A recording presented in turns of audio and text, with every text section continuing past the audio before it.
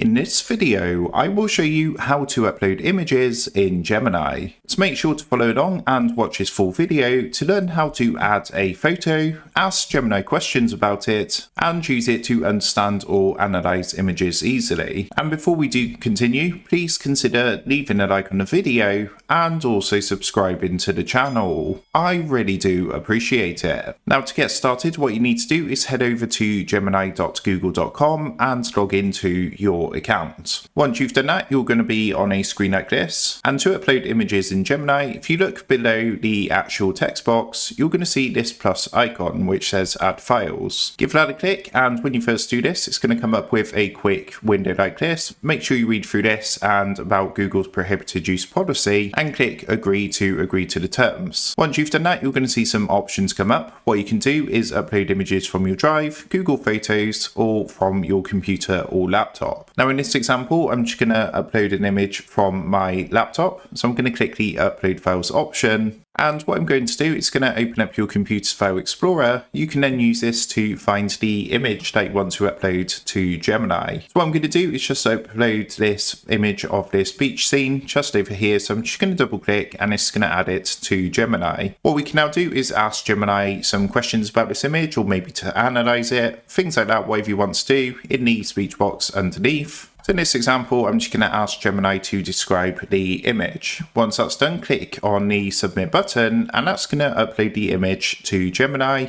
And Gemini is going to get to work if you have asked it to do anything like analyze the image or something like that. So that is how to upload images in Gemini. With that being said, I hope this quick tutorial did help you out today. And if this did help you out, I would really appreciate it if you was to consider dropping down below the video, leaving a like, and also subscribing to the channel. With that being said, I just want to take a minute. Thank you guys for watching this quick tutorial, and I will see you in the next video.